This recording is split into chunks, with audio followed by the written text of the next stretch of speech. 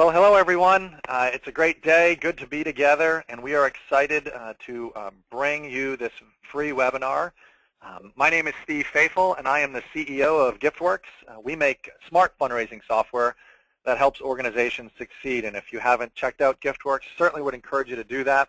We count it a privilege to be able to host today's free webinar, and we're excited to be able to bring you this kind of information. We hope it's helpful information that can help you build and equip your organization. And I know you're taking time out of your day to invest in yourself and in your organization. We're excited to be able to bring it to you and thankful that you're doing it. When you registered for today's webinar, you were asked a brief question about GiftWorks fundraising software. And for those of you who indicated that you did want to know more, you'll be contacted by someone here on the GiftWorks team pretty soon. But we are, like I said, we're excited to be able to host today. We're bringing you, today is the first of a three-part webinar series by Brent Hafele entitled Living Out Loud. It's the first webinar, and today it's called Developing Your Story. And we're excited that Brent's with us. We're thankful that he's taking his time to be able to present you this today. A couple logistical things before we get started. First, there's going to be two surveys that are going to take place during our webinar. So Brent will at some point introduce those surveys, and you can just take them by using your mouse to click on the screen. So right where you see the slides appearing, you'll see the poll show up, the survey show up, and you can use your mouse to engage in that. Also, there is going to be opportunities to ask questions. So I see some of you have been asking some questions already, which is great. That means you found the question panel. It's near the control panel area of GoToWebinar. And during the webinar, I would encourage you, and Brent has graciously made himself available to answer questions. There'll be a little bit of time there throughout the webinar, and then at the end of the webinar, he's going to take some time to field some questions as well. So we'll get to as many questions as we can, and would love to be able to kind of have that question and answer time with Brent, and we're thankful that he's made himself available to do that. We're also, like I'm sure many of you are curious about, we're also going to be sending out a link to this recorded session, which will contain all the slides that Brent is going to be showing today. If you haven't done so already, in the email that you received about this webinar, there is a link to download a handout that Brent had made available. So if you haven't done so yet, maybe just go back to your email and check that out as well. You can download the handout that you can use to follow along. So also one last thing before we hand it over to Brent, and that is that if you have any problems with the audio or video portion of today's webinar, I would encourage you to disconnect or maybe restart your GoToWebinar. Most of the times we don't have technical difficulties on our end, but sometimes it can just be in the internet connections to your computer and things like that. Especially if you're listening through your computer and you have a problem with the audio, you may want to consider calling into the number that was made available. So hopefully that will help any of you who have any issues. Just be sure to restart GoToWebinar, and you should be all set. Well, a few words about Brent Hafele before we get started. He's certainly going to provide us some great information. I've gotten a sneak peek into it already, and we're excited as he's looking to help you get your message out effectively and efficiently. If you don't know already, Brent has a nonprofit consulting practice called New Day Nonprofit Solutions, which is based out of Eau Claire, Wisconsin. He's a friend, has been a friend to GiftWorks, and we're honored to have him here with us today to share this information with you. So Brent, without any further hesitation, let me turn it over to you, and with my thanks on behalf of our team and all the nonprofits that are here, thanks for taking time to share with us today. Well, thank you so much, Steve. I so appreciate your kind introduction and the opportunity to speak to everyone. I'm also impressed. Questions already. I know that I guess the bar is going to be high with this group, and so I thank you so much for taking some time to listen in. And I want to start with a little bit about me, so you can kind of get an idea of who are you talking to, or who's talking to you, really, and what is my background, where I'm coming from on this presentation. I'm from Eau Claire, Wisconsin, and there's a little arrow on the screen as to where Eau Claire is. It's a city of about 70,000 people. And we've got a big, decent-sized university in Eau Claire, and we've got some really good health care. We're the home of Menards, if you've ever heard of Menards before. That's the corporate headquarters are here. And I really got started in the nonprofit sector probably like many of you. I didn't intend on becoming a fundraiser or being involved in the nonprofit sector, but I ended up starting as a development director at Hope Gospel Mission. It was one of those things where they hired me and they said, oh, by the way, here's your desk, and you need to raise $250,000 by the end of the year. And I really didn't know that development meant fundraising at that time. I kind of thought that it meant training and development. So it was quite an education. Over that period of time, though, working at Hope Gospel Mission, which was a homeless shelter, I learned a lot of skills and had a lot of opportunities to interact with the media. And as I interacted with the media, I learned that that stories and media impact can make a huge difference in the ability for my program to be effective and for the growth of our fundraising program and the community awareness. I moved from Hope Gospel Mission to the Chippewa Valley Free Clinic, and I worked in healthcare for a while as their executive director, and really had an opportunity after I learned how to work with the media at Hope Gospel Mission to apply it in a different sector, and went from faith-based homeless shelter to a secular medical clinic. And in that environment, interacted with the media in many different ways, and really went from, I think when I was hired previous to that, the previous 5 years, the Free Clinic had 9 media stories. And after I got there, in the 4 years that I was there was over 90 stories published, 90 different stories published. And that really made an impact on how effective our clinic and our organization was. I should also mention that I was a GiftWorks client before I became a GiftWorks consultant, and started with GiftWorks at the Free Clinic. We had a database that just wasn't able to access everything we wanted to, and we found that GiftWorks was a really good solution for us. And so I'm just grateful for them to allow me the opportunity to share with each of you. So you heard a little bit about me. I want to know a little bit about you, and this is where the poll, Steve, if you wouldn't mind putting the poll up for me.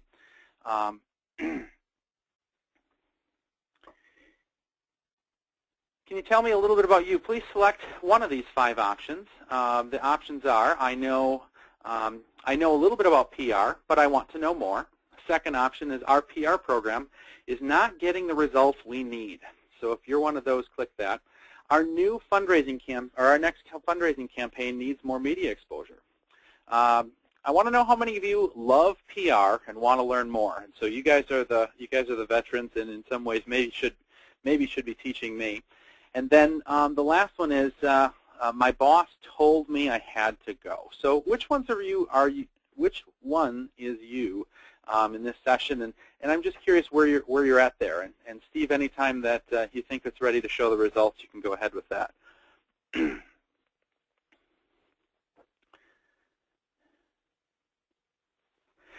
Almost there. We're up to around 86% have voted. Just a couple more seconds. Awesome. Very good. So a couple things that, one other thing that I'll let you know is if you don't have a handout today, that is just fine.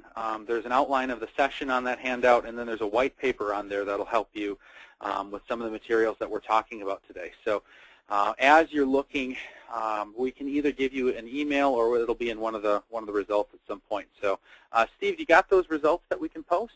I sure do. I can't post them, but actually, now maybe I can. There we go. I just posted them. There we go. So it looks like we have about, we have a lot of people that know a little bit about PR but want to know more. So just enough to be dangerous. There's some that a program is not getting enough the results that we need. And really I've seen that happen in a lot of situations where when I'm working with clients, they are either they know enough to be dangerous and get into trouble, or they're in a situation where they've been trying and it's just not working. And I think this session is going to be good for you because what we'll do is take you through a kind of a turnkey way of a step-by-step way to improve and enhance your fund development or your public relations program. Those that are working on fundraising needs and need more media exposure, there are some really good ways to build that media exposure, and this I think will be good for you. Now, those that love PR and want to learn more, and I heard that one of my former interns is on the call today. Her name is Elizabeth, and I'm guessing she checked that one. For you guys, I have some things that you may not have heard of before, or just are good reminders. So I'm excited for you. And for the 4% that said my boss made me go, God bless you for being honest. I thank you for that. And so we're going to move along. And thanks for sharing who's on the line today. Now, the question that I have for you is, and I'm going to just wait for my screen to change. Question that I have for you is, who reads, watches, and listens to the news? And I went and I asked that question to a number of different sources, and here's what I found. I checked with our local news talk radio, and I asked, well, who are your listeners? And they said that their listeners are ages 35 to 64, they're active, they're upper income, and they're well educated. When I asked our local newspaper, the Leader Telegram, median income was 45 to 55, middle income individuals. I also took a look at National Public Radio. Who listens to National Public Radio? The median income of a National Public Radio listener is $86,000. That means half of the listeners have an income below $86,000. Half of the listeners have an income above $86,000. They're married, disproportionately white collar, and 66% of NPR listeners do not have kids in the household. And when I checked with Fox, CNN, and MSNBC News, while there's different types of people that watch these programs, 66% of those individuals do not have kids. The median age is 48, and they are upper income as well. So who reads and watches and listens to these? They look a lot like donors. They look a lot like advocates. They look a lot like volunteers. And in my practice, I'll often do a demographic analysis of a donor's file. We'll take their donor database and we'll compare it to some demographic databases to say who's there. And they're almost always older individuals without kids in the household, and they have some income. And those are the individuals that are engaging in the media and specifically in the news. They're motivated individuals concerned with justice and with democracy and the betterment of society. And so this is a group of people who really you want to know your mission, know your purpose, know your nonprofit organization to improve what you do. And so one of the questions that we have to ask is, when we engage in PR, how do we get these donors, volunteers, and advocates to get to know about you? And one way to do that is to engage in public relations, in media relations. And one of the first things to understand is that press, especially positive press, is an editorial endorsement. Whether the editors of your newspaper or your TV station or your local radio station or an online newspaper or magazine really intend to endorse you, by putting a story up, they are endorsing that you're a legitimate organization and pointing out that you are an organization worthy of taking a look at. That endorsement brings some power, and it'll help with more effective donor acquisition. It's said commonly in marketing that for someone to know your brand or recognize your brand, a person has to see your logo or see your organization's name 7 times. Well, one of the ways to get that repetition through is to actually use media and use public relations and use the news. It also helps with your donors. Even donors that currently are working with you, they have the opportunity to learn more and to be deeper engaged in what you're doing by seeing you in the media and saying, hey, I support that. That's really cool that that's what they do. Also is very helpful in building more effective events. So if you're doing a fun run, if you're doing a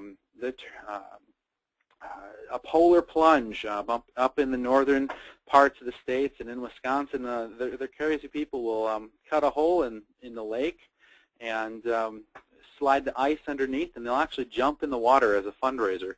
It'll be, just barely above 32 degrees, and they'll jump in this water as a fundraising event. Well, media is a great way to get more people there and more people engaged in that. For those of you that really are passionate advocating for causes and not just want to raise money, but also want to get the word out so that people who are interested in or who need to know about your services can know about your services. Or if you are a social justice organization, can know the facts about what's going on in the area that you're concerned in. This is something that can be really an important venue for that. And finally, it's very good for building credibility with legislators, community members, businesses, such that when you come to them and ask for support, when you come to them and ask that they lend their advocacy or their influence, that they will do that. Essentially, when you're using PR, what you're trying to do is move from being your community's best kept secret to becoming water cooler or kitchen table conversation, and really get into the community's mindset. Now, when we're looking at a goal for PR, the real goal is to develop such a great partnership with your local news media that you become a newsbeat. And the goal of this Live Out Loud series is to help you with some concrete turnkey steps that you can implement to actually do this. And a newsbeat can be simply defined as having such a relationship with the news media, with the journalists in your area, that they actually call you when they need a story, and they focus on your organization, your mission, and in some ways you know that you're this when you count how many stories do you get placed that you produce versus how many stories they produce, and they come to you simply because they know you're a credible source, that you're reliable, that you are on time, that you're professional, and that really means a lot to them. So the question that I have is, what are the steps of the media relations process? And I've broken it down into just 4 very simple steps, and so that we can take it in bites. And the first step is to develop your stories. And what stories do you have? How do you develop them? How do you set that up? We're going to talk about that in this session. The next step is to pitch the stories. Once you have a story available, how do you get the media's attention? How do you set it up and format it? This is where we're going to talk about press releases. We're going to talk about media advisories and Twitter and other things on that idea. That will be in part 2 on March 8th. And then the last session will follow in the last 2 parts, and that's once you get the story that the media says, yes, we want to interview you, how do you actually go through the interview so that you're successful and effective? And after that story is published, how do you follow up? What kind of steps can you do to make sure that you remain in the minds of the journalists that work there? So these are some fairly easy turnkey steps that you can use to be effective as you're moving forward. So the first step, as we're talking about developing your media, is to actually plan, and to plan your services and how you work. As you're planning, one of the things that I like to encourage is when I'm working with a client, especially a client that hasn't done a lot with media, is I like to encourage them to start with a goal of 2 pitches per month. So that might be 2 media stories that you use as far as press releases. You might use a calendar announcement. You might work out in a way where you call a reporter, but really trying to get into the media or trying to at least pitch your story twice a month. And as you develop that habit and move in that direction, that's going to be something that it's going to get the journalist to get to know you as well. And the key is to be pushing quality as you're working in that way, not just pushing poor quality stories, but high quality stories. And we'll talk about what those look like and how they come together. What you need to ask then is, what messages do you have? And what messages as an organization do you want to get out? What do you want your donors to know? What do you want volunteers to know? What do you want community members to that may benefit from your services to know about who you are as an agency, as an organization, about what you do, about why they should support you? And that's sometimes a good place to just start. Not even necessarily thinking about what the audience is and what they want to know, but what do you want to get out? And how do you want to get that message out? After you have that, another question to think about is where can that media go? And what media do you want to target for getting that message out? And so there's a lot of different media options. In session 2, we're going to talk about some of those options, but certainly there's TV, there's radio, there's online sources, there's print, but there's also, for example, subsets within the print. So there might be your main newspaper in town, but there's also opportunities for connecting. Maybe there's a women's paper. Maybe there is a culture and entertainment paper that you can try to target. Perhaps there's, if you're have a regional focus to your organization, perhaps there's little towns that, little 5,000 person towns that they have a weekly paper that you can get a story in. And so really targeting what media should you focus on and how do you focus on getting to them. Another place to go is the next step after you have that is actually starting to develop story ideas that can match what the community, what you want the community to know with what you think can actually get published and how to get that set. And we're going to talk about that in just a second. And the final step is to actually develop and actually go out and get those stories once you have those story ideas. So what are those story ideas? I want to take you through six story ideas plus a bonus story idea that can help. And I've found that my clients, and when I've done this session before, participant attendees find this really, really helpful. And this is the meat of this session, is to go through these 6 story ideas. Often when I'm working with clients, I'm finding, and I analyze their public relations program, I find that they typically center in on 1 or 2 of these ideas, but they don't really get into a more diverse offering to the media when they're pitching stories. And the story idea that I see often the most is their events, that they're going to hold an auction, and they're going to have a silent auction, and they're going to send that as a press release to the media. And I sometimes get a question of, Brent, how do I get our fun run into the newspaper? And there's, certainly community calendars is one way to do that, but your fun run may not be news, is the question. And the question you need to ask is, what is news and how does that news work? So I'm going to take you through these 6 stories and 6 story ideas, and hopefully that'll help you in figuring out how do I give a more diverse offering and actually break out of the rut of just using one story idea over and over again. So the first story idea is hard news. And what is hard news? Well, hard news is anything that might end up on the front page of the newspaper. It might be in the first 3 to 5 minutes of a TV, local TV news. So you have your 5 o'clock news. What's in the first 5 minutes? Those are typically hard news stories. And so examples are if you had a dramatic increase in needs at your agency, and you're seeing that the population is changing. At the free clinic that I worked at, we had found that because of this most recent recession, we suddenly were getting a great deal more white-collar patients coming to our clinic asking for help. And that certainly was a striking difference from the traditional blue-collar or unemployed individuals that we had. And so to have white-collar patients come and have the statistics that go behind it, that was some hard news that we found pretty interesting.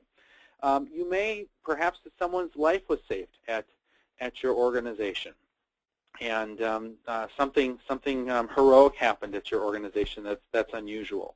Or you're responding to a local disaster. If you're a humane agency, for example, Humane Society,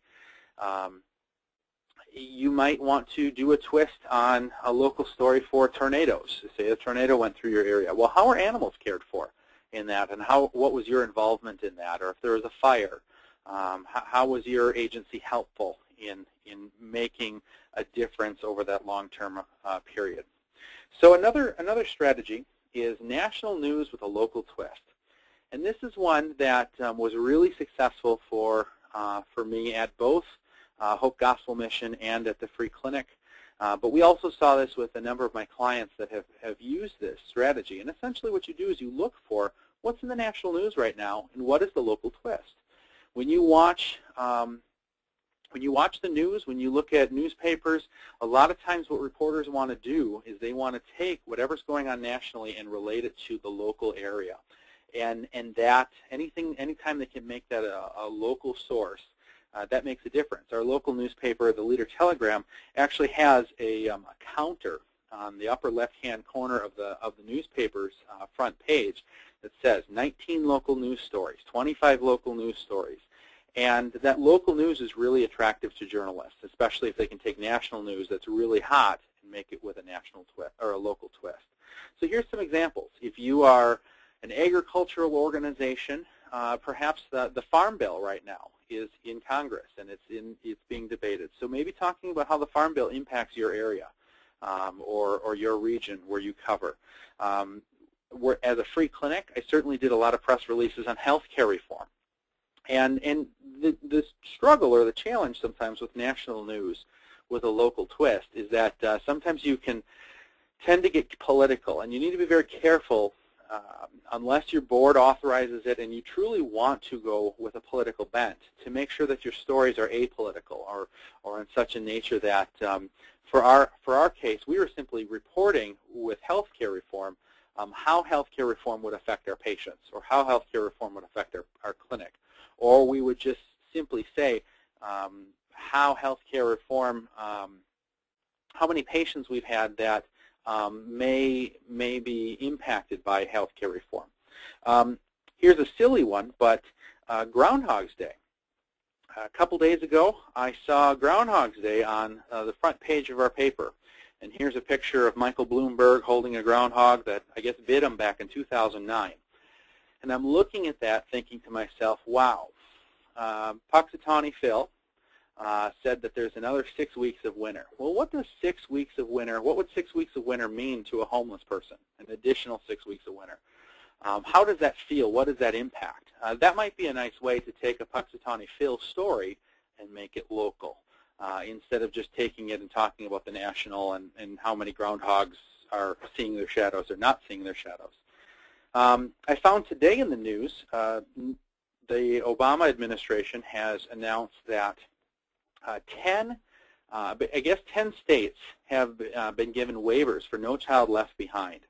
So this is an opportunity here to actually go out to talk about the impact of healthcare or of education and how does that education impact your local area. And one of the concerns that I read in one of the reports was that potentially minorities and special education students may be adversely affected by these waivers. Well, that would be if you're one of those agencies that does minority education or works with special education students, that would be a great way to make an impact there. Human interest. If most nonprofit agencies do human interest stories of some sort, and it's often related to their clients, and that certainly makes a lot of sense, the client success story. A couple other things that you can think about. One would be to do a human interest story on your staff or your volunteers. And just two personal examples. One is from a client of mine that worked at a homeless shelter down in New Mexico. They had a case of Nutter Butters that was donated, broken Nutter Butters, and the chef took these Nutter Butters and turned them into a cheesecake crust. And that was a story that just seemed like to highlight this chef that was using all these interesting ingredients, kind of like what you see in Food Network, to come up with these strange ingredients to come up with just really good food for the homeless. And that seemed like a really great story. Another example is we had a physician who came from Uzbekistan and was trying to get his license, his medical license. This is a feel-good story. He practiced at our clinic, and feel-good story for everyone, and it was covered in the local paper. Another category is letter to the editor. So as you're looking, it's certainly okay and encouraged to ask your donors or your board members to write a letter to the editor and encourage them to support your agency, talk about how your agency makes a difference. You may want to make a comment on policy or on a thank you of some sort or the impact of your program using the letter or the editor, and that is another way to connect and get in the news. When all else fails and you can't get anything into you just can't come up with a story, this next category is what to look at. Trends and statistics is another category to look, and this is one of those where you dig into your database, your client database, and you just dig up some numbers. Try to find some trends. You might release the latest quarterly trends for your homeless shelter, for your food bank, for your youth center. You might release the details of an annual survey that you hold, and how you've seen a change in the population. If you can't come up with even data, create a survey. And with one client that I worked with, we actually created a survey for the sole purpose of publishing the survey in the news and getting a story. And this was another way. And the survey that we did was simply we asked the clients of a drug rehabilitation center, what is your New Year's resolution? And as we went through that, we came up with all sorts of really interesting things to tell the media about their New Year's resolution. Events is a classic one. So you may have a turkey bowling event, or you may have some sort of tea party or a banquet of sorts, and certainly events are something that you can submit to the public, to the media. And then finally, tip sheets are, this is a bonus category. Sometimes agencies, news agencies like these, newspapers, magazines, sometimes they don't. So you need to really know your source when you're looking at them. But tip sheets, so what are the top 10 ways to avoid skin cancer? What are the top 5 things to protect your dog in the winter? Thinking about mythbusters is an example. So if there's a mythbuster of some sort, you can certainly publish that, and advice perhaps related to medicine or education or cooking or money. Some sort of advice that your agency can provide to the community. Occasionally there's spots, certainly in local small magazines, sometimes small circulation magazines have a great place to publish tip sheets as well. So at that, I have a poll, and Steve, if you wouldn't mind putting the poll up for me. The poll is what story type does your organization use the most? And we can only fit 5. So I'm going to pick the top 5 of what I thought. So hard news, national news with a local twist, human interest, trends and statistics, and events. So which type of story does your organization use the most? And while we're waiting for the poll to be published, Steve, if you have any questions, I certainly would take any questions at this point from the first, maybe 2 or 3. Yeah, we actually don't have any questions that came in just yet, Brent. So we'll keep an eye out, and we'll hit on the next one. So if you have questions on any of these, feel free to pass them on to Steve, and Steve can bring those up as well. I have in the handout set, I have a white paper on these different topics as far as story topics and how you can engage in these different stories. And whenever you're ready to put that poll up, feel free to do that as well. If you don't have the white paper, you can certainly feel free to email me, and I can make sure to get that to you. The next step, as you're looking at these different stories and as you're thinking about those, let's see, where are we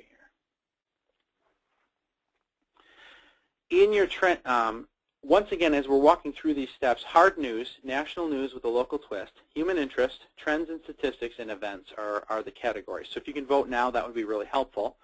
And then, Brent, we did have a few questions. We have a lot of questions coming in now, just to let you know. So if you want to take a couple, I'm sure we could. Great. Okay, great. And I'm just going to leave that up for a couple more. I'll leave that up for another minute, the poll. So if you haven't voted yet, please go ahead and do so. But a couple things. Brent, someone just asked right from the beginning, if you have a tip sheet, how do you give credit to the source? If you have a tip sheet of some sort,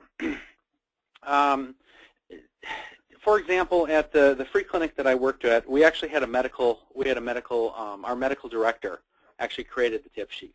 So perhaps if you're an agricultural organization and you have an organic specialist, perhaps that organic specialist is the one that, but typically you want your agency to be the source of that information. You don't want to be publishing secondhand information unless you have rights to that or you have permission to do so. But typically you want to be publishing that from your own. Even if you take, if you're looking at multiple sources, you can cite a source and say the top 3 from this source. And then make some sort of personal comment on it so that your agency owns that information. Great. Someone else had asked, what's the best method for submitting story concepts so they get the attention of the decision makers in the media? Okay. Best steps in that one is going to be to attend session 2 of the Live Out Loud series on March 8th. We're going to go into depth on that. I think as far as this session is to go, though, one of the biggest things that I think is important is the story that you're working with news? And we in the nonprofits, we really get passionate about what we're doing. We really love what we're doing. We think everyone should love it the same way that we do. And sometimes we're not the best source to know is this news or not. And in just a few minutes, we're going to talk about actually getting into the media and actually reading news and engaging in that to figure out what does your local newspaper, what does your culture and entertainment newspaper publish, what does the local talk radio station, what do they like to chew on as far as stories. And so if you're not coming up with solid stories for them in the first part, you're going to have a tough time even if you integrate all of the other details of a media release of some sort. Someone said our local news station is far away. How do we get through to them to pick up a story? I think there's an idea just how do you get people to, to buy into or give you a chance at what you're doing?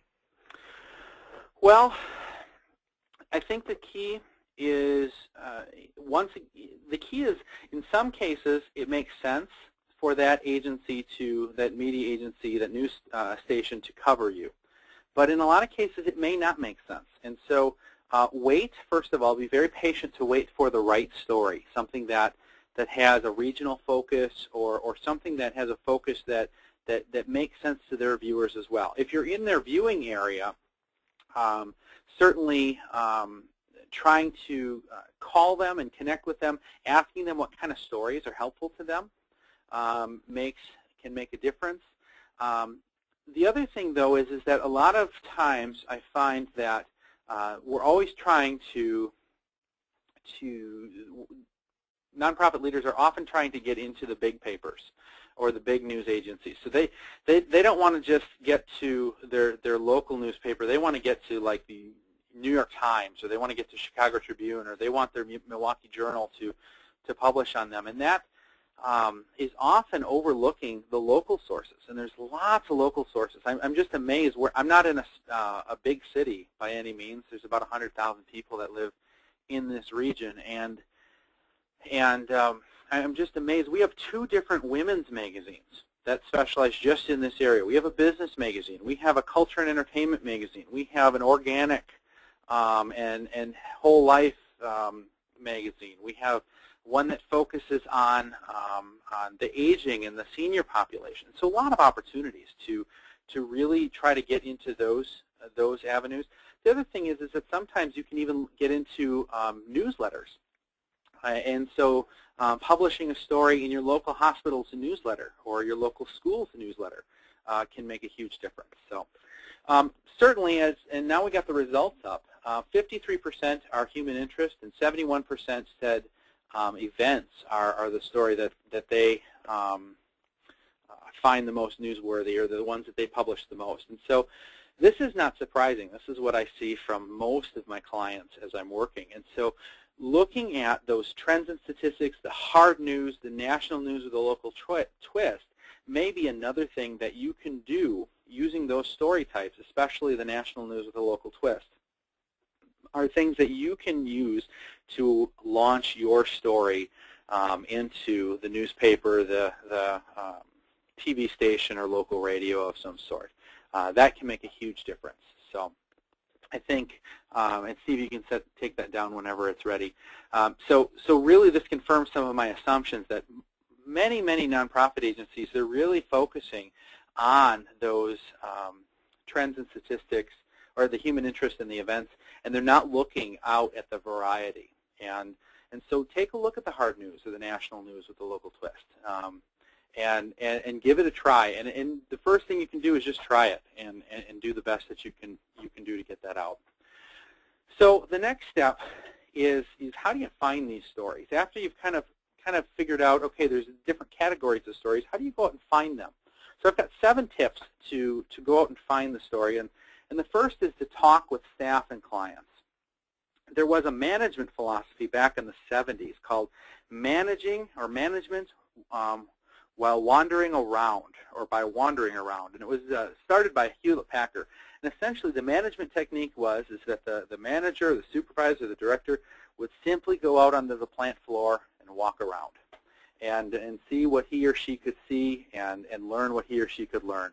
And I actually implemented this a lot in my management technique, both at the mission and at the clinic. It was natural to me, but you can also practice public relations by wandering around and walk around your organization and ask questions. Talk to your residents, talk to your clients, talk to your patients, talk to your volunteers, talk to your staff, and just find out what's going on, what's new, what's different. Ask them questions. Ask them to tell you new things that are happening or exciting things that are happening. And as you're working with them, as you do this multiple times, you're slowly teaching people to come to you with stories. Perhaps if the people do come with stories, celebrate that. Give prizes for people that come up with the best story ideas for you. Certainly give recognition to say, hey, you helped build with this story. Give people a pat on the back to encourage them to get you more information, more news stories. Another one is to get in and actually dig into your internal records. So research your database and really get in there. If you have a database person or someone who's really good with numbers, have them dig around for something that's interesting. Perhaps there's been a drop in some sort of some aspect of your clientele that you can use to make a story out of. And then we had this percentage drop in this clientele, and then come up with a human interest story that kind of interlaces with that. Some sort of commentary as to why. And so dig around in your files, in your databases, in records, and see what you can find there. Amazingly, sometimes just answering the phone right can be really a good way. The media you'll have reporters that will call you and ask questions. And so certainly making sure that your staff and your volunteers, whoever is answering the phones, knows exactly what to do when a reporter calls. And when a reporter calls, you should have a procedure for that. You take a note, you take a message of some sort, you forward them to your media officer, whoever is designated as the media officer. And in most organizations, they will designate 1 or 2 people who are the only ones authorized to start or engage the media. And that often will be either a development director, executive director, public relations officer of some sort. So answer the phone right, and sometimes stories will just come to you. You just need to respond to them well. Ask reporters, editors, news directors. So when they come and do an interview, ask them what other stories they're looking for. Ask them what kind of things they want to get in their paper, what kind of stories they have a tough time finding. Certainly give a news director and editor a call and connect with them. If you see them at a Chamber of Commerce event, walk up to them, introduce yourself, ask them what kind of stories they're looking for. And as you know what they're looking for, you can help them find that and then give them what they're looking for. Because the more that they get what they want, the more likely they're going to pay attention to you as a credible news source. 3 more. Read, watch, and listen to the news. If you are not an avid consumer of the news and of the media, you're going to really have a tough time getting the news out. and getting your news out. You need to know what is news, and pay attention as you're reading the newspaper to what kind of stories do they cover. Think about what's in the first 3 to 5 minutes of the local news station. Consider when you're listening to NPR or talk radio, what are they talking about? How do they talk about it? What types of stories are they bringing up, and why is that type of story interesting to the media? So certainly being engaged and listening into the news is helpful. There's a really handy thing that Google does. If you go to Google and then you click on news, you can type in any word, and in this case I typed in the word organic farming, and at the bottom of the page, if you scroll all the way down to the bottom of the page, there's a little thing called an email alert. And you can tell Google to email you either once a day or every time it happens, or once a week, all the stories on organic farming or on cruelty to animals or on literacy issues, or whatever your keyword is that you want them to email you on. And so this is especially helpful on the national news local twist. Certainly can be helpful for you in identifying some of those stories. And when you see a story, think about how does this relate to my agency and to our region or our area, and then send that story idea out. And like I said, in the next session, we're going to talk more about how to actually send it out. Then the final thing is that I'm guessing some of you are looking at this and saying, wow, this is a lot of work. And frankly, it is. To stay up on the news and to focus on this, to try to go out and get stories, to plan this out is a lot of work. But certainly you can engage volunteers and students to help you with this. I had mentioned earlier in the session that I had an intern that worked for me, and I actually had multiple interns that worked for me in my practitioner career that would go out and actually search for news stories for me. I also had a couple volunteers that were news junkies, and so I would say whenever you find a story on healthcare, whenever you find a story related to healthcare in the poor or health policy, would you send it to me? Things that I'm looking for. I kind of coached them and I taught them what I was looking for, and they forwarded those stories to me. Some of them I even trained to write the press releases for me. So they'd pitch an idea to me. I would say, yep, go write it. They'd write the story. They'd send it back to me as executive director. I would then approve it, edit it, and make sure that it's right, and then we'd send that out. That saved a lot of my time so that I could simply be on the idea generation and the oversight of this instead of actually doing a lot of the work there. So certainly you don't have to do everything yourself. Feel free to engage your volunteers and your donors. So I'm going to take questions in just about 1 minute, but I want to pitch two things for you. First of all is our next session is on March 8th at 3 p.m. Eastern Time, once again sponsored by GiftWorks, and we're going to talk about how to pitch the story. We talked about how to develop the story today, and the next one we're going to talk about how to pitch the story, developing your media lists, press releases, and how to format them, how to design them, write them so that they're effective. We're going to talk about media kits and making sure that when the reporters come, you're ready. And we'll talk a little bit about Twitter and social media and how they engage in press public relations as well. And once again, that's March 8th at 3 p.m. All you got to do is respond to one of the emails that GiftWorks is sending you, and you can be on board. The second thing is that I'm sure there's some people in the audience that have questions, and questions that may take more time or want more personalized attention. And so I offer a free initial consultation, and it's something that I know not every nonprofit has the ability to afford, working with a consultant, or some just they're not ready for it, or they have other questions and they just want to talk to someone. And so this is an opportunity that I offer to. I can't offer to all 300 that are on the call today, but certainly maybe 20 or 30 of you want to give me a call or want to talk a little bit further on public relations, fundraising, strategy, governance, or executive leadership. I'd really be happy to engage and talk to you for free. No strings attached, no guilt trips. I just want to help out and make a difference. And so if that's of interest to you, just shoot me an email, and you're welcome to talk. We'll find some time to connect. So Thank you so much, and I'm open for some more questions, Steve, if you have them. Great. Well, Brent, there's still well over 300 people still on the call with us today. So if you have any other questions, feel free to get them in. We're going to get through as many as we possibly can.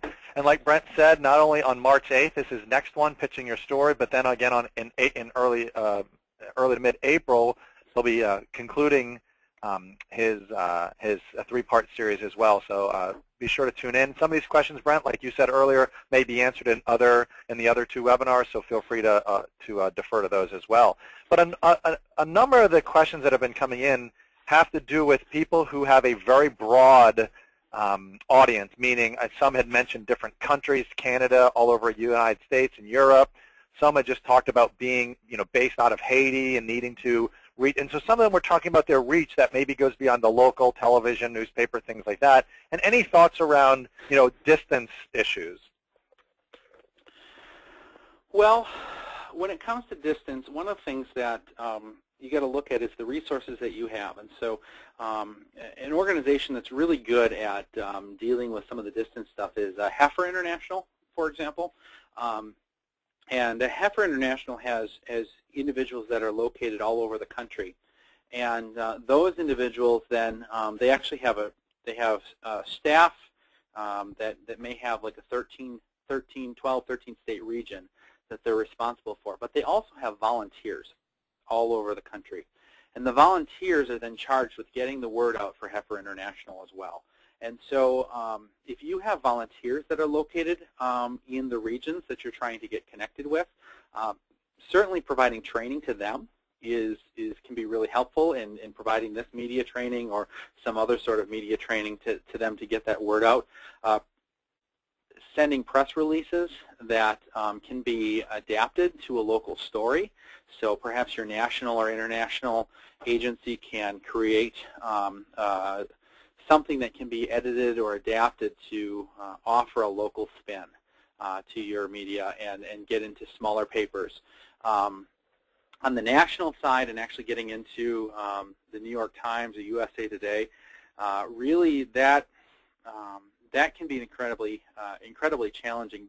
It depends on if you have the right story at the right time. And for most agencies that have a local feel and that or a regional feel or even a statewide feel, getting into the major news agencies can be very challenging without the right story at the right moment. And that's a matter of just feel. There were a couple of stories that I had a gut instinct that it was worth sending off to the Milwaukee Journal Sentinel and to the Minneapolis Star Tribune, and we did get those posted, but published. But it's one of those where you got to be persistent and really try to use the resources that you have.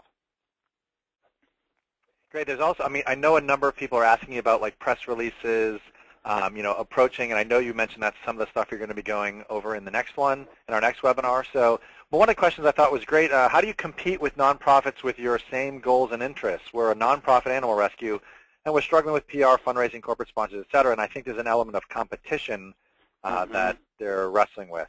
Oh, and I had an executive director that when I was a development director that would come to my desk, and it would just drive me mad. He'd come to my desk and he would show me something that was in the paper. And he would say, why can't we do this? Or how can't we do that? Or how can we get this in? Why do they have the story instead of mine? So I have felt your pain, and I get that. I think one of the things that's really critical is to be really the best at the game in your region, city, area. You need to be at the top of your game. There's a lot of nonprofits that are not good at PR, and so what I found is that taking that extra time to make sure that your story selection and what you send to the media, it's better to send nothing to the media than something that's garbage. And so to send the best stories you possibly can, to give them the best service, and in the next session I'll give you a teaser, but actually in the next two sessions I'm going to talk about being exceptionally well prepared for when the media come to your shop and come to your location to get some assistance. And so in being exceptionally prepared, reporters are extremely busy people. They have a million things to do, and everything is on a deadline. And so in order to make sure that you meet that deadline, helping them by providing just exceptional service to them, and getting them to, just like there may be coffee shops that you like to go to better than others because you get provided better service, reporters will get in that way too, because they have needs. They want to be served. They want to get their story taken. They want to get their story advanced. And so in some cases, when they have a short deadline, they're going to be more likely to call you if they know that you're going to be responding quickly and in a professional way. Great. One thing, too, a number of people are asking about this, and this is going to be sent out. We'll send a link. This has all been recorded, so you're all going to be able to, you'll all receive a link at the email address that you provided to us when you registered, and you'll get a link to be able to view this entire webinar again. Someone had asked, they said, living in Detroit, we have 3 major TV news stations. How do you know which one to pick to pitch your story? And they were talking about would they be offended if you went to all 3 and it was not an exclusive and things like that. Any ideas on picking appropriate or the best media outlets? Okay. So if you have, I'm going to use this 3 TV station as an example. So if you have 3 TV stations, you better have a really, really good reason to give one of those TV stations an exclusive. You don't want to offend the other 2. And so you are far better to send that out to all 3 agencies and let them fight over the story than to give it to just one and the other 2 agencies feel like they've been shorted. So if you have the type of story that you know a particular agency really gets into, and it may be, for example, you have a conservative, there's a conservative TV station, say it's Fox News in town, that you know they're more likely to pick the story up, you might do that. There's been a situation where I had a news reporter from the local newspaper that really was, there's certain times when I want this person and this person only to write the story. So instead of releasing the story to even multiple agencies, I actually sent it to the reporter first to say, I want you to cover the story if you're willing to. I didn't quite say it that way, but I pitched it to him. I said, Eric, I have a story for you. I don't know if you're interested in this. And I let him decide that, obviously, but I knew it was good. I knew he'd be interested in it because I knew his quality of writing and what he did. So you need to be extremely careful with the whole exclusive and really know why you're doing an exclusive. Now, there are some certain times when it just doesn't make sense to give it to, perhaps you do all 3 TV stations, but it doesn't make sense to submit it to your local entertainment newspaper or your local entertainment magazine. And in those cases, use your judgment so that you're not sending everything to everyone every time. That's great. Someone had said that they are they're located in Boston, but they're a national organization, and they asked the question, should they prioritize building relationships with the Boston area media, even though they're a national organization? Well, I think certainly you're going to have some, you have some advantages. I guess you certainly have some advantages being in Boston in getting into the media there because you can actually talk to them, get to know those reporters. But really the key is what are your goals and what do you want to get out to the community? And not every story that you have may have a national focus or something that nationally is going to want to, some national newspaper is going to want to get out. So if you can get it into a local paper, get it into a local paper. Perhaps it'll go on to Associated Press, and I've had a few stories that through Associated Press have been picked up and been passed on, and other papers have covered that. So anywhere you can get that media. Even the other thing to think about is that people these days are looking online.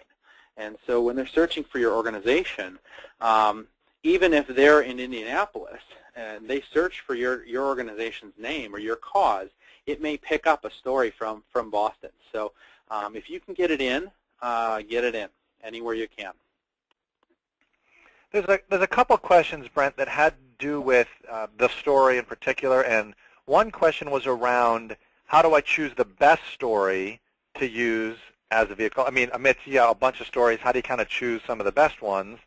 And then secondly, they were saying, is it better to write an article yourself, or just give them some interesting points and let them kind of flesh it out? Okay.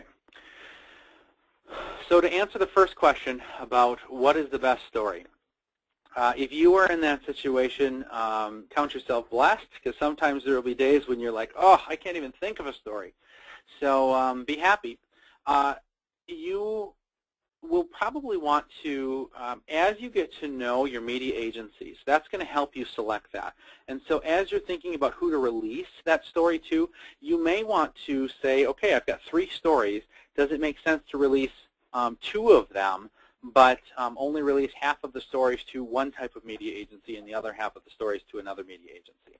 And that can make sense as well, depending on the type of story. So if you have a human interest story that features a woman, perhaps that goes into the local women's magazine, whereas you have a hard news story that's really better for the newspaper, then you submit that to the newspaper.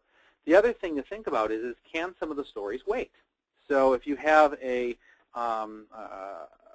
woman that is, has a great human interest story, and you want to publish that, and for the local women's magazine that you have of some sort, can you wait 3 weeks? Can you wait 1 week to publish that at a different time or release that at a different time, and use the story anyway? The one key that I would encourage, though, is make sure whatever you're producing is of quality. Now, to answer the other question about is it better to just have a set of ideas or to actually write a story, I'm of the opinion that in most cases you should write the story, because for 2 reasons. One is that it puts a little bit more meat on the bones of the story, and it gives them, provided it's written well, it gives the reporters a little bit more details and quotes that they can use instantly. The second thing is that some organizations on a really busy news day, or perhaps they've had a couple reporters call in sick, and they still need to fill space in their newspaper or on the radio or something like that. They can just read your press release, or they can just print your press release as is, and that actually is a really high compliment to your organization if you ever have a agency that just publishes your press release. But certainly it's better to have it pre-written. That way they can use the quotes and everything else like that, and it just looks a lot more professional. Some were, I think, these are a number of questions that I'm kind of putting together. People who are struggling with, they don't maybe have the clearest, maybe they certainly have a mission, but I think they're struggling with how do we get people to understand our brand, our mission, et cetera, through what you're talking about. So I think some of it's maybe even taking a slight step back, saying how do we get stuff out there that, that talks about who we are and what we do with clarity. Yeah. So that they can, in some respects, getting people on board.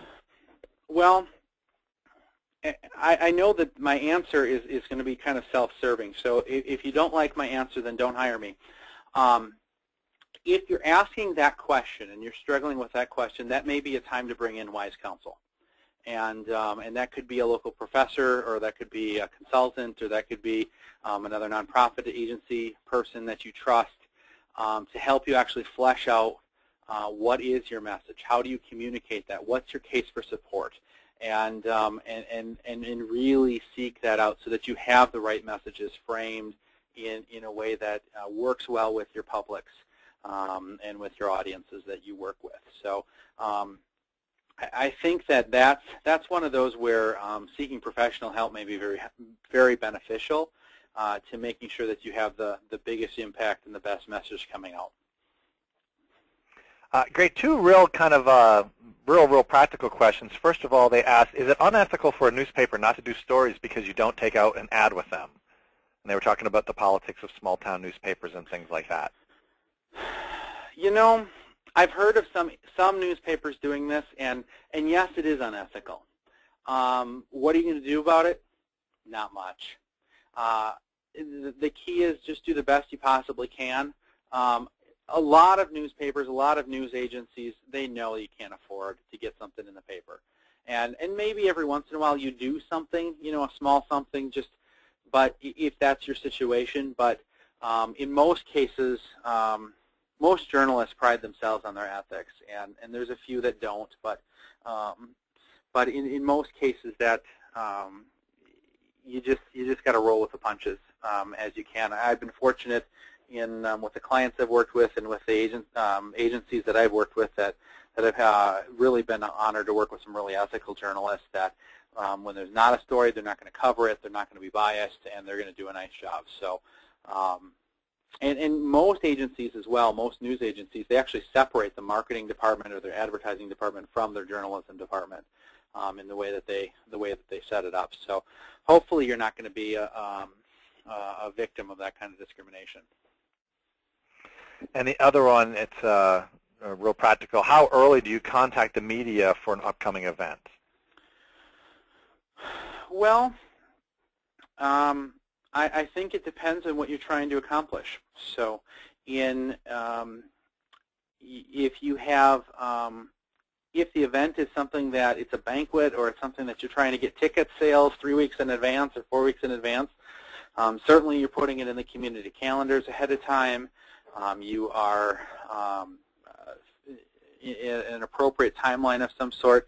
I think the challenge is unless the event is really unique or unless the event has something that you're bringing in Muhammad Ali or you're bringing in Bill Cosby or someone really that has a lot of name recognition, I'm sorry to say, but just a lot of agencies, just their news agencies, are not interested in covering events. Some will, but certainly ahead of time, they don't have interest in that. Sometimes they'll show up the day of the event if you're having a fun run or if you're having something, but usually a couple days ahead of the event is all that you need to do, if even that. Sometimes the day before is enough. Someone asked the question, and I'll just read it. How can you not get usurped by the quote-unquote bear escaped the zoo this morning type story?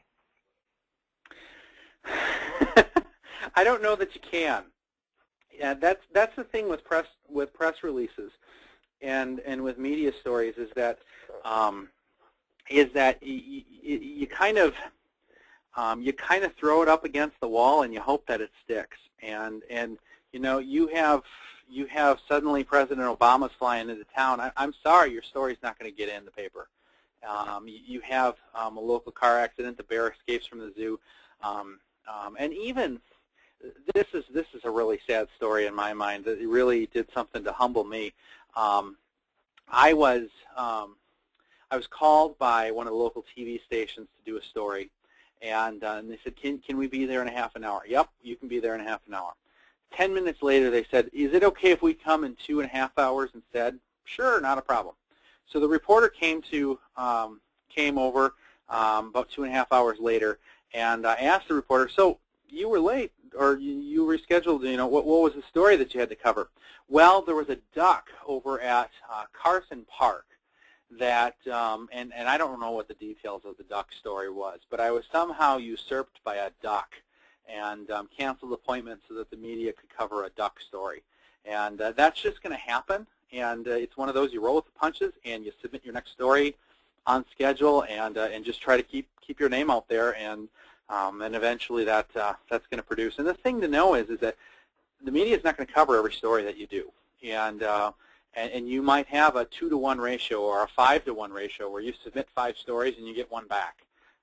And that's just the way it works. It's very similar to direct mail in a way where you send out a letter to donors and not every donor is going to respond, and you just need to wait to see what your response rate is. So. Someone said, "Is getting a media?" And there's a couple more we'll try to hit, Brent, and then we're going to bring it to a close. So for those of you still here, is getting a media outlet as a sponsor a good idea to get exposure? Well, yeah, absolutely, and that can definitely be beneficial if they're going to provide you free media, as long as it's appropriate and it's a healthy relationship in the way that you do it. Go for it. And there are a few setbacks in doing that, provided that the media agency is the right one to sponsor your cause. So if there's some some specific reason why it might be a conflict of interest, then you need to be cautious on your side. But you have an agency that wants to sponsor it, go for it.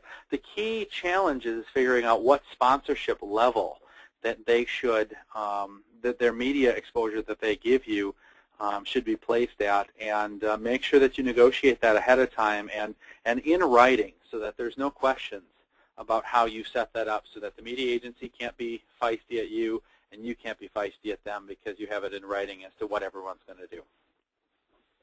Great. We'll finish it up with this one. I think this question comes from a student, because they say, how as a student do you gain credibility with area news sources? Well, it depends on what your story is and what you're trying to publish. If you're representing a very legitimate organization and you happen to be a student, like for example with my interns, there would be an occasion when I'd let an intern pitch a story. I actually instructed my interns not to put the term intern on their title when they pitch the story. You know, there would be a development coordinator or something like that for the purposes of the news story that they were involved in. And so, so in those types of cases, you know, I've been in those situations when I've been young and had tried to get in. You just do the best you possibly can. You come with really solid stories. You have every detail, every T crossed, every I dotted, and present yourself as a professional and fake it until you make it. And eventually that story will come through. That's great. Well, Brent, why don't we, before everyone drops off, why don't you, if you have any closing words, then I'm going to provide a couple closing words, and then we'll be done for the day. Great. I think the key to all of this is, especially this first session, is make sure you have a good news story. If it's not of interest to the editors and the news directors that you are submitting these stories to, you're just wasting your time. And in some ways, worse than wasting your time, you're losing credibility. So that stories that are of good content will not be as readily considered. So make sure that whatever you're producing is of high quality and really captures that news director or editor's attention. Great. Well, Brent, thank you so much. I really appreciate you taking this time out of your day to present this information. I can tell just by all the questions that people are thinking. People are deciding how best to look at what they're doing.